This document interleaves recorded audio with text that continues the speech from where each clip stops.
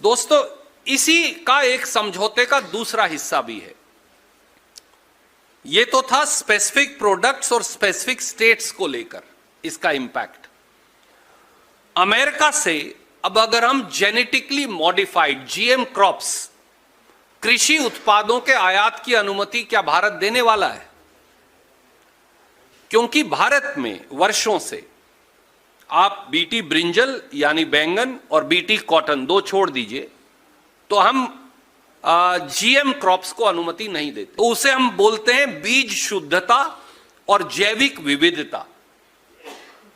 हम उसको करप्ट नहीं होने देते, इसलिए हम दूसरे मुल्क से बीज और GM crops, genetically modified crops नहीं आने देते।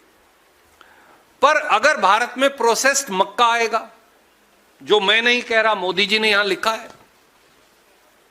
अगर भारत में सोरगम यानी ज्वार आएगा, अगर भारत में सोयाबीन आएगा, अगर भारत में सब तरह के फल आएंगे, अगर भारत में अतिरिक्त उत्पाद भी आएंगे,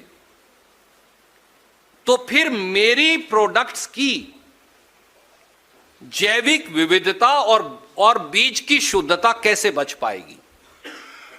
तो क्या पिछले दरवाजे से इस व्यापार समझौते में हिंदुस्तान में अब जीएम क्रॉप्स खोल दिए गए हैं?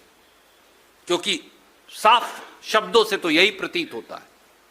तीसरा हिस्सा, व्यापार समझौते में नॉन ट्रेड बैरियर्स को हटा देंगे।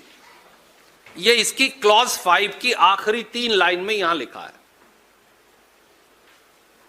ये लिखा हुआ है, recognising the importance of working together to resolve long standing concern, India also agrees to address long-standing non-tariff barriers to the trade in US food and agricultural products. तो खाद्य उत्पाद और कृषि दोनों के नॉन टैरिफ ट्रेड बैरियर हटाएंगे। ये है क्या? यह है सब्सिडी और जीएम क्रॉप्स के आयात पर प्रतिबंध। तो किसान की सब्सिडी को भी हटाएंगे और जीएम क्रॉप्स की मैं चर्चा कर चुका। अंतर क्या है दोनों देशों में, वो जान लीजिए। मैं एक एक लाइन में सिर्फ बता रहा हूं।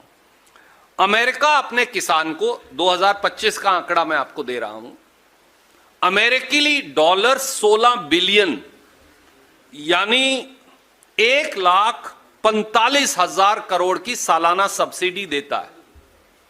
हमारे यहां 72 करोड़ किसान हैं, उनके यहां 10% से कम है। यह भी आंकड़ा देख लीजिए जनसंख्या का।